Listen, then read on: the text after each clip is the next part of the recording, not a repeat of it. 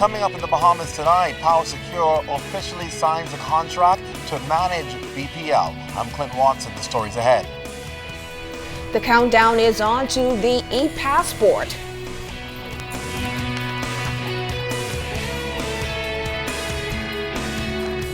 And the National Security Minister praises officers for working to crack a firearms trafficking ring. The Bahamas tonight, the National Report starts now.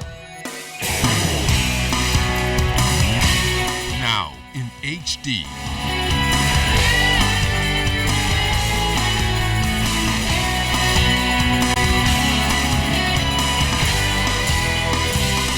ZNS Network presents The Bahamas Tonight.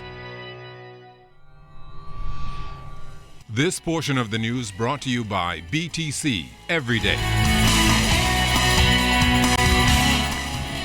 A new management company is in place of the country's main electricity supplier. Good evening, everyone. I'm Keishla Adderley. And I'm Charisma Robinson. Government inked the deal between the newly formed Bahamas Power and Light Company Limited and Power Secure, which is expected to revolutionize the sector, bringing significant benefits to consumers. Today, amidst a new board and a new CEO to head the operation, Prime Minister the Right Honorable Perry Christie was clear that his administration expects to see results now that the terms and conditions of the contract have been agreed on. We get the story tonight from Clint Watson. An ambitious agenda ahead of the new management company Power Secure as they begin day one of leading Bahamas Power and Light, formerly BEC. Prime Minister the Right Honorable Perry Christie called it a significant move for the country. We came to power and on a pledge to modernize the Bahamas, and this is but one further step in fulfilling that pledge.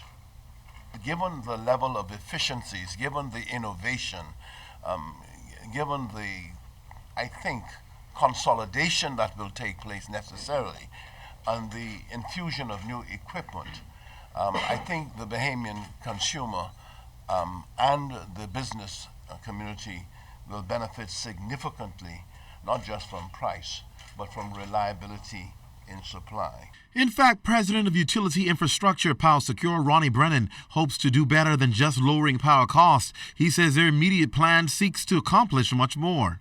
We have to look at the fundamentals that's going to drive our business. One is high reliability. We have to increase reliability. Two, we have to lower cost.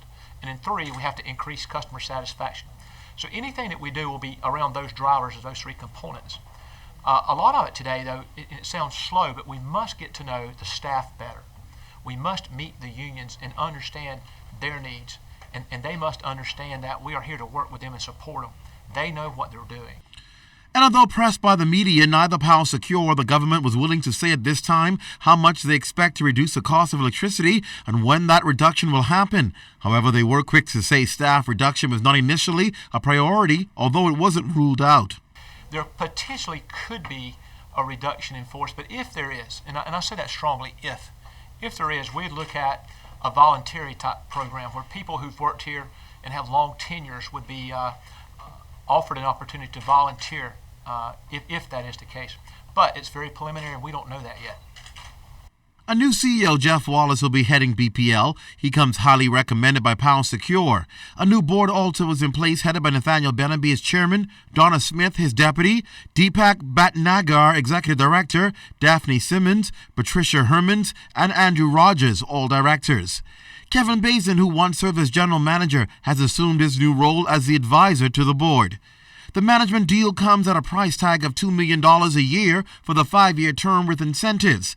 Deputy Prime Minister Philip Davis explained how the additional money will be earned by Power Secure. We have structured this 5-year management services agreement with Power Secure so that their compensation is directly aligned with improved reliability and reduced costs. Thus, they have direct compensation tied to achieving the goals outlined in the plan, and they do not receive this compensation unless the goals are achieved. And as it is day one for the new CEO of the company, he does expect to address some of the major issues and challenges, particularly the geographic location of many of these power plants. Perhaps alternative forms of energy like solar may be an initiative they look forward to. It's something Power Secure says they're very experienced with. at the Office of the Prime Minister. Clint Watson, ZNS Network News. Foreign Affairs and Immigration Minister Fred Mitchell has provided a timeline for an end to those handwritten passports. Authorities had been advising members of the public to apply for e-passports by November of last year, but that's been extended. Jiminita Swain has details.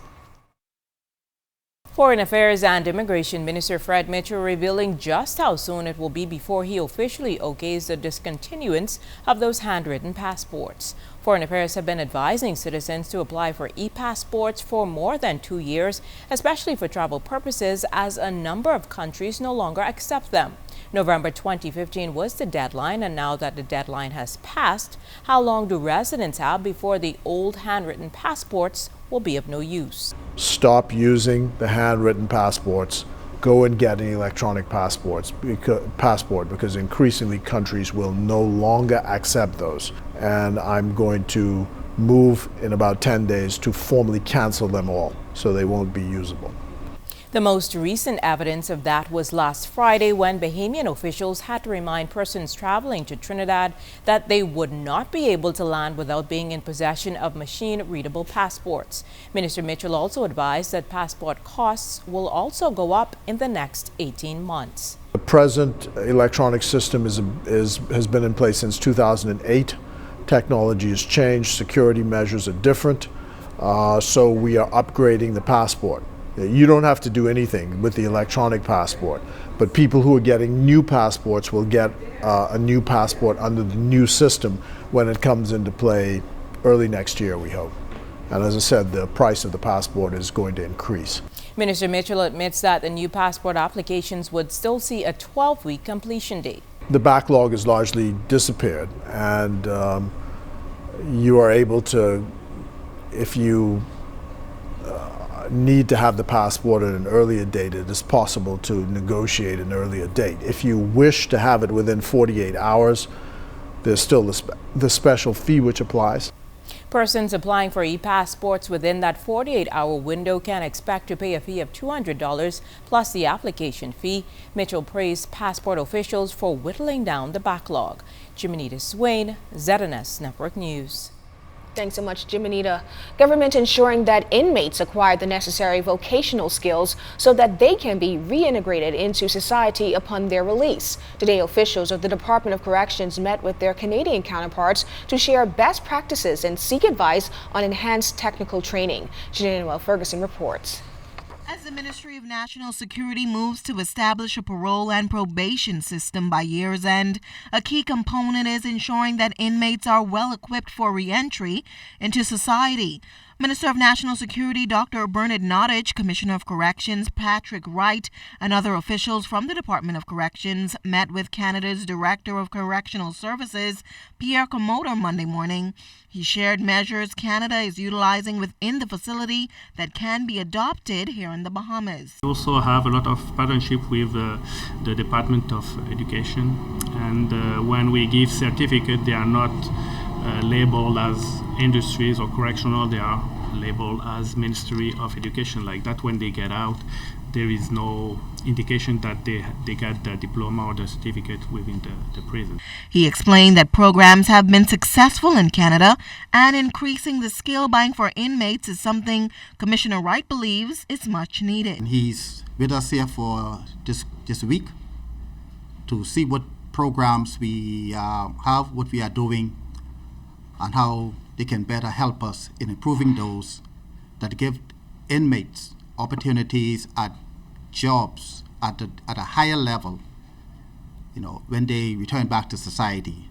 Meanwhile, Minister of National Security Dr. Bernard Nottage is confident that the program can have a positive impact here in the Bahamas. He believes, though, that while improvements take place inside, those in society must also reform their way of thinking about those who may be in need of a second chance. Our prison, we believe, is overcrowded, and we're seeking to develop a parole system. But much more importantly, what we're hoping to do is to expose all of our inmates to a variety of skills so that when they are released from prison, they wouldn't have to come back, hopefully. We do need the public support, especially the support of the business sector, because they are the ones who would provide jobs for these persons when they leave the facility. And right now, I know that we have a problem even when people are just on bail and they're identified with electronic monitors. You know, people don't want to hire them, people are afraid of them. Now the officials will be in Nassau for the remainder of the week, lending support to their colleagues at the Department of Corrections. Janae Noel Ferguson, ZNS Network News. Yesterday, we told you that Grand Bahama Police discovered a number of high-powered weapons, ammunition, and bulletproof vests on the island during a routine traffic stop. Well, several persons were taken into custody in connection with what's believed to be a firearms trafficking ring. Today, the National Security Minister commended the police for their efforts. Too many guns in the land, and these guns come primarily from the United States of America. The guns and ammunition that were found on the weekend was due to some very good work by an alert police officer. And as you know, they found some 9 firearms and some 700 or 800 pieces of ammunition. And I believe that this is just the tip of the iceberg.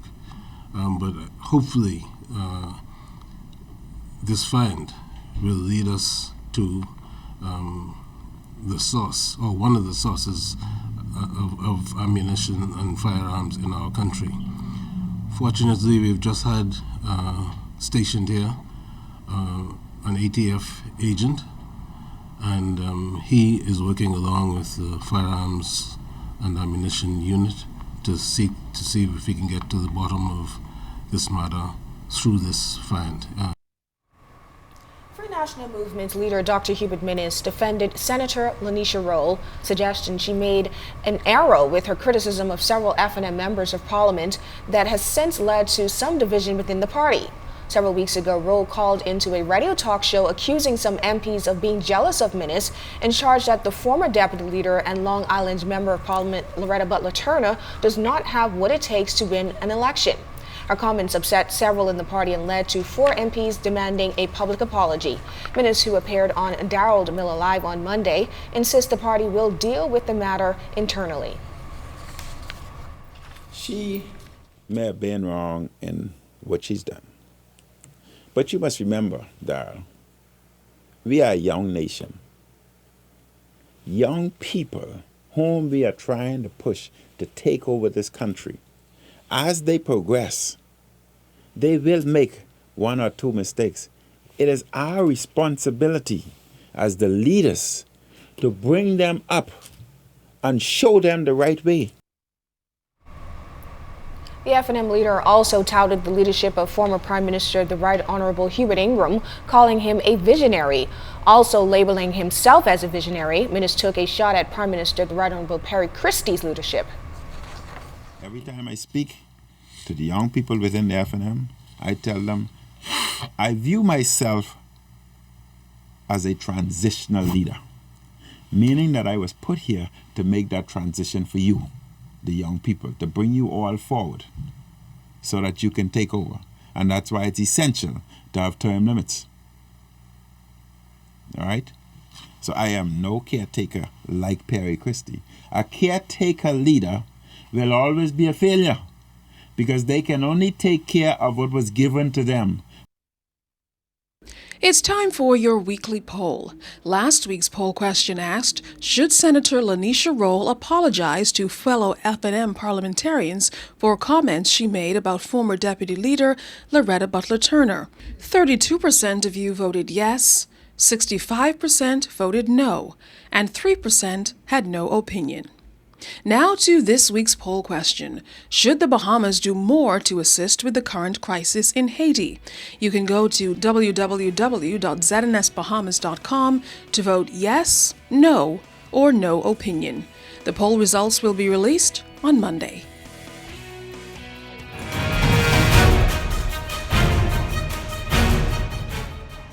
Thought about owning your own home, but you don't know where to start? Well, not to worry. Tune into the Bahamas Tonight next week as we go through the process step by step. You would need a sales agreement on an appraisal. People find they have an easier time with this in terms of qualifying. They say you have to have a down payment of $5,000. Let's see when they see sacrifice. From application day to move-in day, we've got it all for you.